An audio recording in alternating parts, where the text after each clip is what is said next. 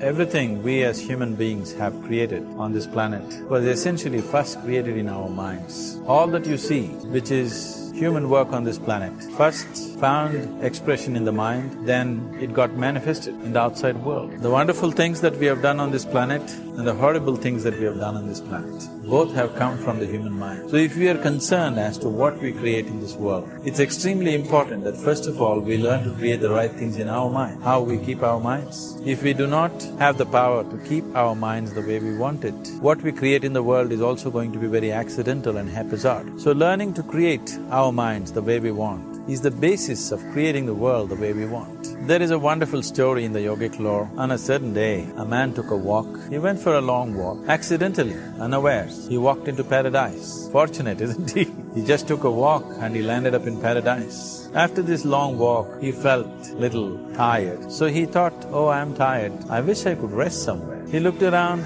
There was a nice tree, underneath which there was very cushiony grass, so it was inviting. He went and put his head down there and slept. After a few hours he woke up, well rested, and he thought, oh, I'm well rested, but I'm feeling hungry, I wish I had something to eat. And he thought about all the nice things that he ever wanted to eat in his life. And instantly, all those things appeared in front of him. You need to understand, there the service is like that. Hungry people don't ask questions. Food came and he ate, stomach became full. Then he thought, oh, my stomach is full, I wish I had something to drink. All the nice things that he ever wanted to drink, he thought about it and all of them just appeared. Drinking people also don't ask questions, so he drank. Now with a little bit of alcohol in him, you know Charles Darwin told you, all of you are monkeys, your tail fell away. Charles Darwin told you that you were all monkeys and your tail fell away and then you became human. In yoga, we always refer to an unestablished mind as Markata, which means a monkey. Why we are referring to the mind as a monkey is, what are the qualities of a monkey? One thing about a monkey is, it's unnecessary movement. And another thing about the monkey is, if I say you're monkeying somebody, what does it mean? Imitation. Monkey and imitation have become synonymous. So these two essential qualities of a monkey are very much the qualities of an unestablished mind. Unnecessary movement, you don't have to learn it from the monkey, you can teach it to the monkey. And imitation is full-time job of the mind. So when these two qualities are on, a mind is referred to as a monkey. So this monkey became active within him. He just looked around, thought, what the hell is happening here? I asked for food, food came. I asked for drink, drink came. There must be ghosts around here.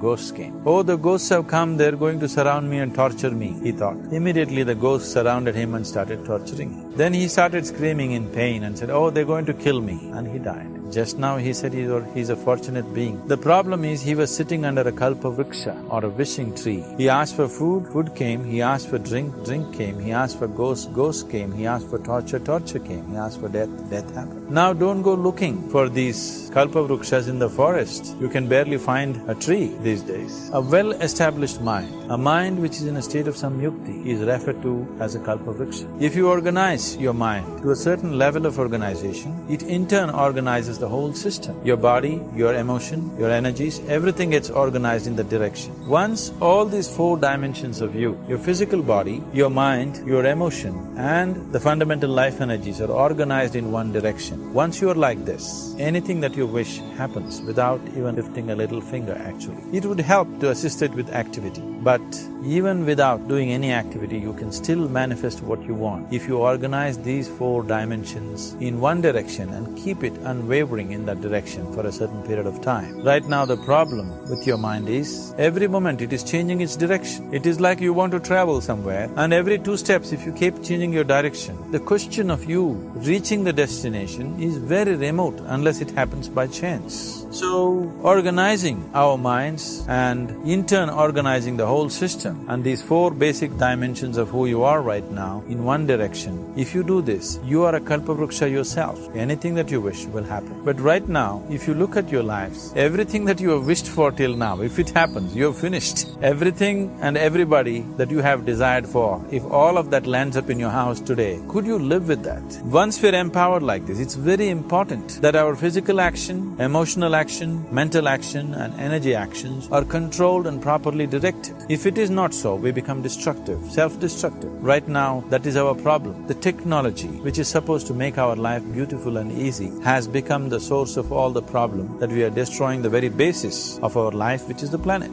So what should have been a boon, we are making a curse out of it. What has brought incredible levels of comfort and convenience to us in the last 100 years or so has also become a threat to our life simply because we are not conscious action, we are in a compulsive state of action. So organizing our minds fundamentally means moving from a compulsive state of activity to a conscious state of activity. You might have heard of people for whom they asked for something and beyond all expectations it came true for them. Generally this happens to people who are in faith. Let's say you want to build a house. If you start thinking, oh, I want to build a house. To build a house I need 50 lakhs, but I have only 50 rupees in my pocket. Not possible, not possible, not possible. The moment you say not possible, you're also saying I don't want it. So on one level, you're creating a desire that you want something. On another level, you're saying I don't want it. So in this conflict, it may not happen. Someone who has some faith in a god or in a temple or whatever, who is simple-minded. Faith works only for those people who are simple-minded. Thinking people who are too much thinking, for them it never works. A childlike person who has a simple faith in his god or his temple or whatever, he goes to the temple and says, Shiva, I want a house. I don't know how, you must make it for me. Now in his mind, there are no negative thoughts. Will it happen? Will it not happen? Is it possible? Is it not possible? These things are completely removed by this simple act of faith. Now he believes Shiva will do it for him and it will happen. So is Shiva going to come and build your house? No, I want you to understand,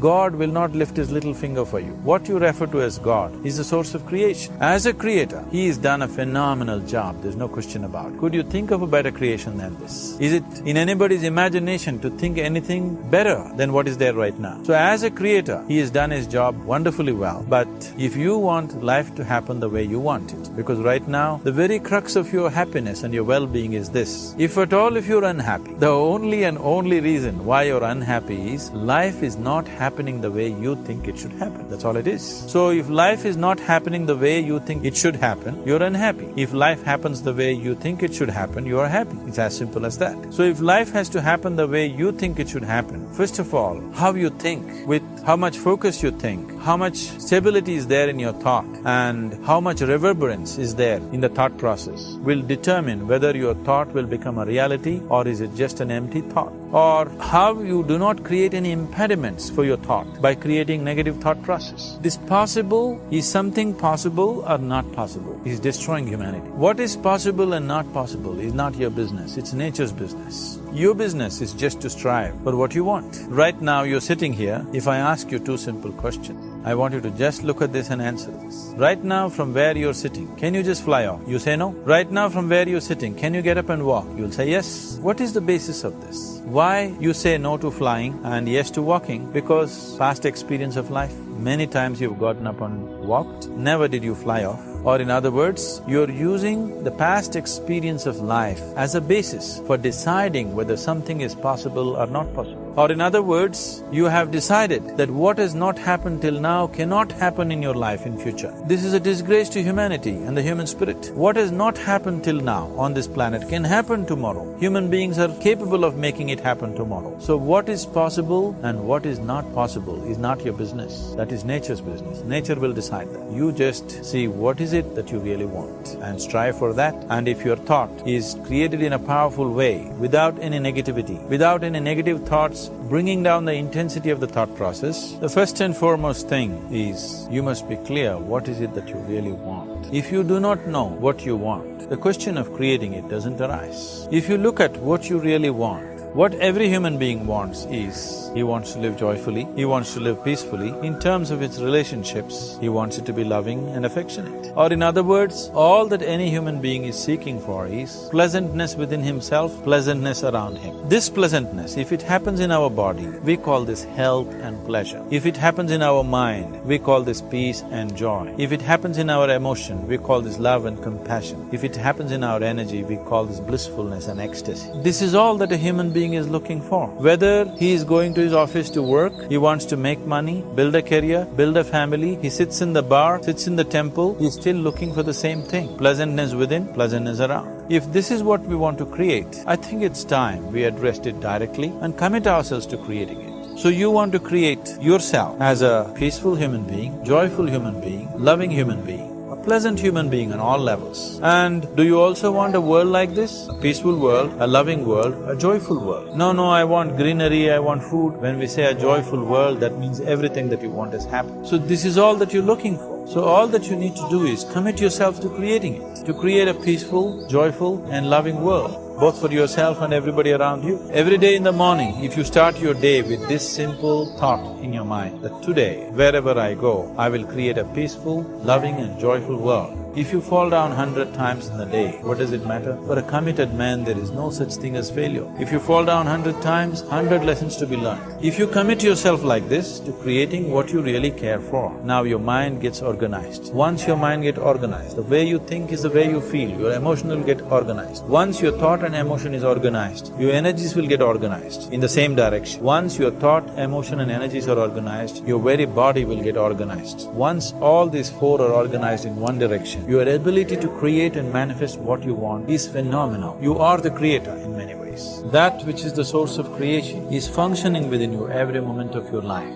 It is just that, have you kept access to that dimension or not? Organizing the four basic elements of your life will give you that access. There are tools and technologies to do this. The whole science of yoga, the whole technology that we refer to as yoga is just about this, transforming yourself from being just a piece of creation to become a creator. It is my wish and my blessing that every human being in this world should have this access to the source of creation within himself so that he can function here as a creator, not just as a piece of creation.